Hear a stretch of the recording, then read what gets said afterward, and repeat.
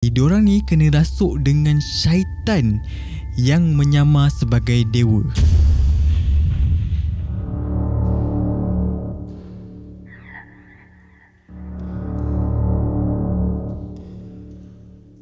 Assalamualaikum, selamat datang ke Amir Stewie. Okay, aku rasa macam suka pula dengan setup baru ni. Mungkin aku akan back to back lah macam setup yang lama dengan setup yang baru ni. Okay, cerita dia macam ni. Baru-baru ni aku ada tengok cerita hantu ataupun cerita seram yang bertajuk Incantation.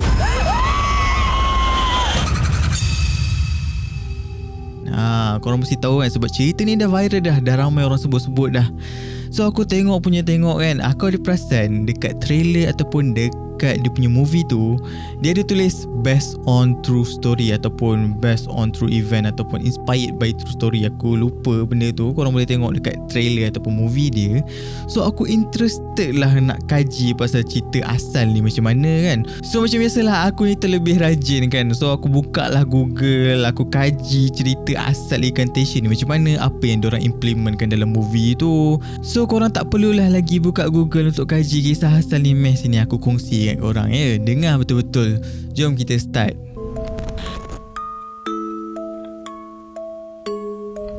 Okay, sebelum aku start bercerita tentang kisah asal dia ni, aku nak ceritakanlah sikit tentang jalan cerita movie Incantation ni. Okay, dekat dalam cerita Incantation ni, dia adalah watak perempuan yang bernama Lee Ronan.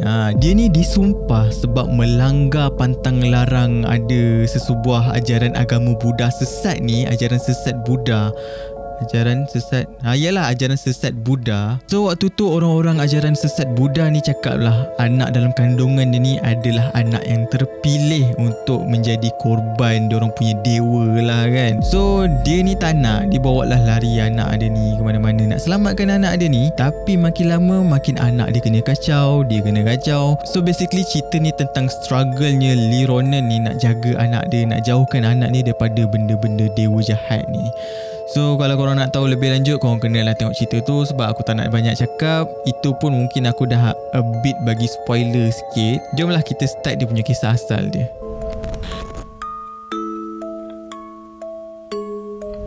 Okey, kejadian aslinya terjadi pada tahun 2005 tak silap aku, dekat kawasan Kaohsiung, Taiwan.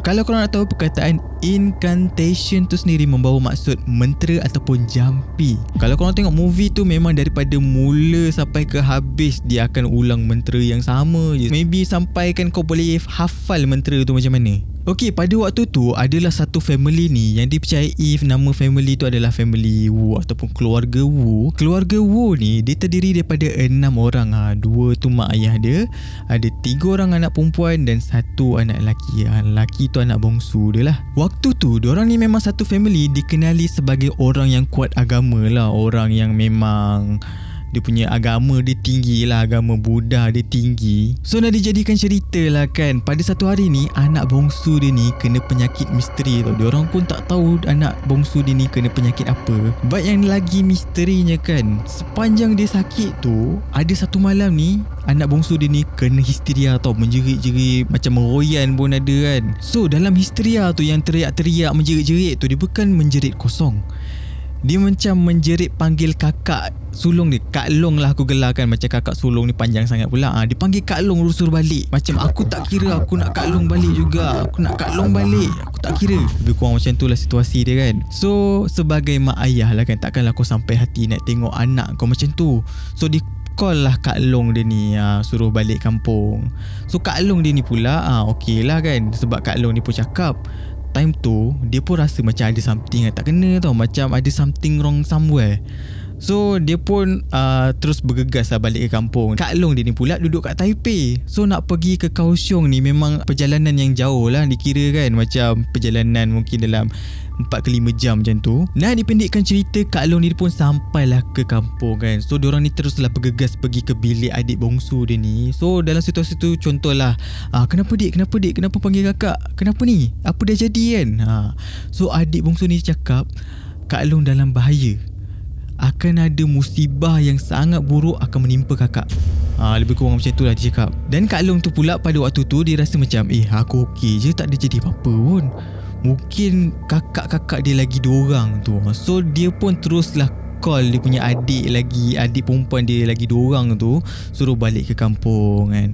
So kat situ lengkap lah 6 orang ada kat dalam rumah tu. Dan situasi yang lagi pelik, bila 6 orang ni dah ada kat rumah kan, ada satu hari ni diorang satu family kena penyakit yang sama, tahu tak?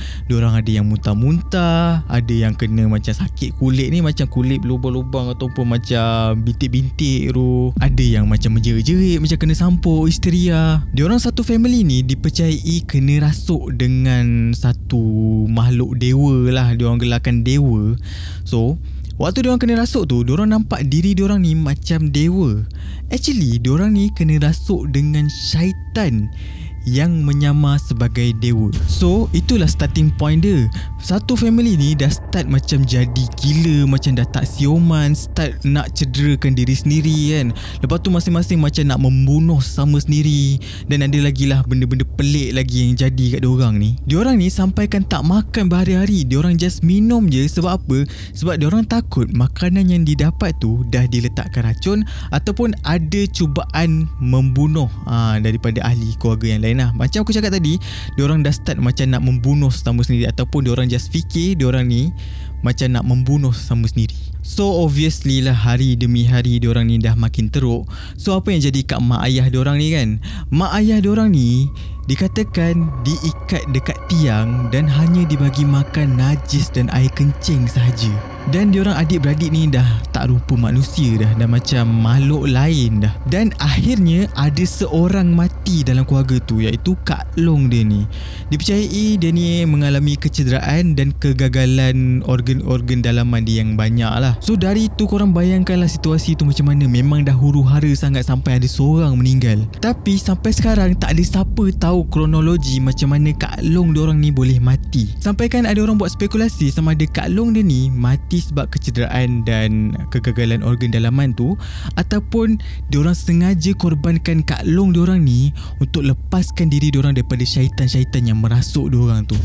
Means kat situ diorang saja korbankan Kak Long diorang ni, anak sulung diorang ni, supaya diorang dapat lepaskan diri daripada dewa yang diorang nampak tu, dewa jahat, syaitan-syaitan yang merasuk diorang tu. Dan pada satu hari ayah dia decide untuk keluar daripada situ sebab dia percaya yang syaitan tu dah tak ada. Syaitan tu dah mati bersama dengan anak sulung dia ni. Dan memang ada laporan polis yang kawasan rumah keluarga Wu ni memang dikawal oleh pihak polis dengan ketat dan dikatakan tempat tu memang menyeramkan. Lepas tu akan dijumpa sumber lain pula, dikatakan lepas kejadian tu diorang ni mati satu persatu. Satu family ni mati satu persatu, satu demi satu, kecuali mak dia ni. Dikatakan mak dia ni ditempatkan di ward rawatan sakit mental, sakit jiwa.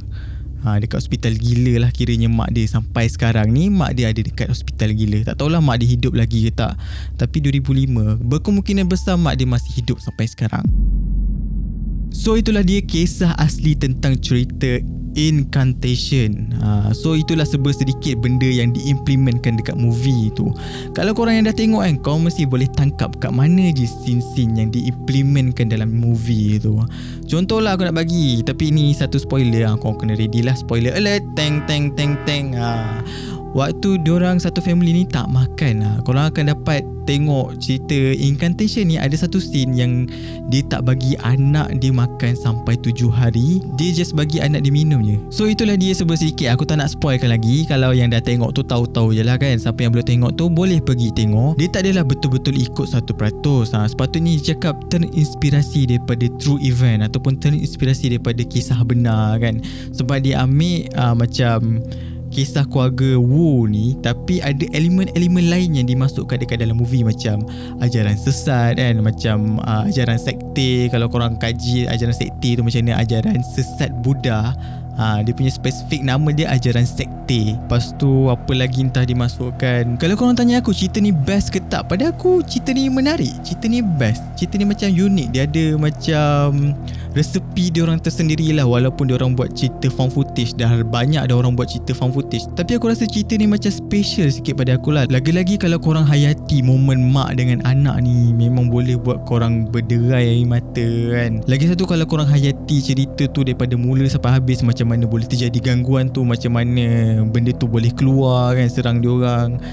pada aku menarik. Pada aku sebab aku memang suka cerita-cerita paranormal ni. Aku memang suka benda-benda paranormal ni. Tapi waktu tu aku tengok dengan adik aku. Adik aku ni pula reaction dia lepas habis je movie tu macam tak habis loh cerita ni. Bosan. Macam mana cerita ni boleh viral? Macam mana orang boleh bercakap dengan cerita ni?